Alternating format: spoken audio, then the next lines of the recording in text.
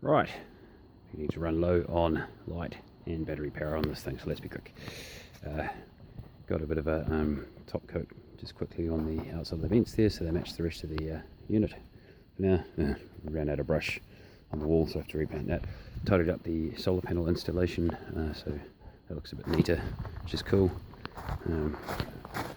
Over here, we have installed some intake vents, just look pretty shit now with cardboard tubes and stuff. Once that's all painted black, that it'll almost look like, you know, I did it properly or something. So yeah, that should be, based on my experience so far, enough intake air direct from underneath the unit. We'll put a fan nearby that probably. At some point to actually suck air in, or more likely actually put a fan at the end of the outlet unit, which as you can see I've done a bit of bogging over there and neaten up that shape so it's not all ripped up, fucked up polystyrene looking shit. Sealed up all the cracks as well with bog and stuff, so once that's all painted black it'll actually look pretty neat, reasonably. At this point I'm actually thinking about possibly only painting black out to this diagonal here and about halfway along this rear wall, so the light coming in reflects off this white panel here, and we might do that like a light green or white or something. I don't know, possibly, we'll see. You know, ideas to have, because people have suggested that, you know, black looks too claustrophobic and small. I'm actually completely fine with that, but this is an area down the front of this area here near the door is an area that we do actually want to use to sort of sit around and possibly entertain one or two guests that are squirrels, because people won't fit in here. But yeah, no, mainly do artwork and, you know, sit around in the sun and whatnot, so having it a bit more bright is cool. Whereas down the back end there's storage and where my head goes when we sleep, and yeah, it's sort of a dark area. You know, the most active thing I do there is watch movies while lying in bed. So yeah, got our shelf in as well, obviously, and we did a bunch of tests in terms of sitting up and lying back and not looking at the shelf and stuff. It's actually clears my head from any position I care to be in without me having to look or duck by about an inch at least as I swing backwards and lie down to recline. So that's really good to see. I was a little worried, it does look a lot lower, but you know, when you're sitting down, there you go. Also got a bit of crack filling on the door, and again rough coat of paint that's just drying at the moment. Neaten all that up, or neaten all that up at some other point. We put the outer door latch thing on. There's a corresponding bit there that sticks on. I won't do that in a moment because the paint's still drying. And on the inside here, some other crack bogging and stuff. We've got our little barrel bolt unit. That goes there. That also forms the interior door handle basically. I might put actual handles on at some point. And I've just bodged in a quick bit of block there to yeah, just for it to the bolt itself to fit against the back of that, and that holds the door like nicely tightly shut. So I might do a sort of a neater, nicer version of that at some point, but I was just doing a quick sort of get it all fitted and tested sort of thing. And again, as per usual, all this gets painted matte black, which hides all my shitty no paying attention to finish, because I don't know, I'm just like that. It's in my house, I'll do what I want.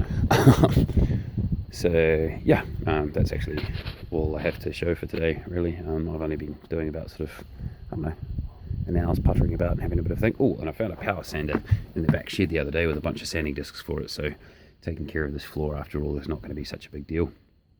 I'm still trying to keep it clean as I work, but I've got some pretty rough sanding discs there and some fine ones, so I can just give it a quick power sand when I'm done. I should have enough polyurethane left to at least coat the this side. Bed goes over this side, I think, away from the window. So yeah, coat that side where you can sort of see lots of stuff and shit a little bit once I've got the acrylic on the walls, so that the polyurethane spray does not melt the polystyrene interior. At some point we may of course look at coating the polystyrene itself with paper, like make some sort of wallpaper type stuff. I could actually buy real wallpaper, but fuck that for a game of nuts, I'll just use art paper or something. You know, I might graffiti the shit out of the inside of my house or whatever the hell, I don't know. So for now, yeah, we'll just do plain paint. May even just leave that wall neat polystyrene, because that's about the only wall where I got, apart from that crack up there, where I actually got the polystyrene in relatively neatly without having to do lots of joins and shit. So just leave it, you know, plain polystyrene for now. It's white, so that works. Could also glue in some mylar reflective blanket that you use for in the bush as an emergency blanket shelter type thing. That's a silvery tone, and it reflects heat and light very effectively, so that could work, although that would massively raise the temperature in here when the sun is shining. And I don't know if I mentioned the other day, but we've yet to do our final checks of obviously sleeping in here and stuff, but I did find that coming in here late at night when the sun's gone down and early in the morning before the sun's come up, it's still very warm in here, and there's no form of heat or anything. Haven't tried it yet with intakes, but I did have the outlet vents in place the last couple of days, so this tiny little triangle window does a very, very good job of warming the space up with minimal daylight, not even direct sun. So in summer, obviously, that's going to be a problem, so to speak, because in summer we want to cool down, not heat up. So, but I figured out the easy thing to do there, instead of, well, in addition to probably putting electric fans in, because we generate lots of additional power in summer, so we can easily run fans all day, every day, and not have a problem with that. I'll tie on a shade sail thing that goes over the top of that triangular window, and then bring it out from the peak of the roof out past Mr. Rosebush here, and just sort of create a shaded area that I can sit outside in the shade as well. But that'll sort of allow light still into the structure without having a direct light coming in, and that I think should drastically reduce the solar heating effect that we're currently getting, which is really good for winter. I built another structure, I think the second one I ever built, had little triangular windows a little bit like this actually, but they were cedar and glass and proper.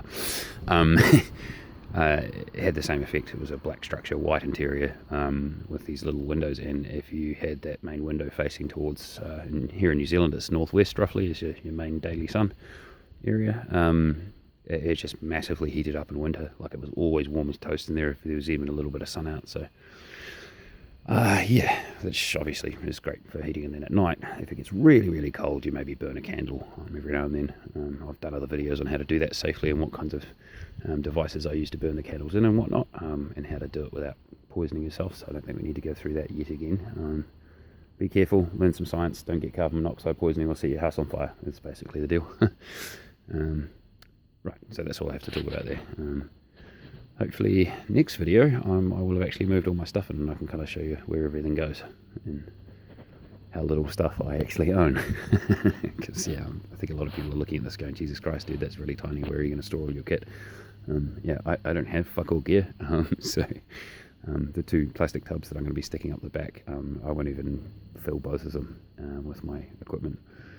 So yeah, and that's a total of I think 55 litres worth of space. So yeah, I can carry basically most of my stuff in my 55 litre tramping pack. So yeah, gives you an idea of how little I own, which is very useful and efficient. Yay me.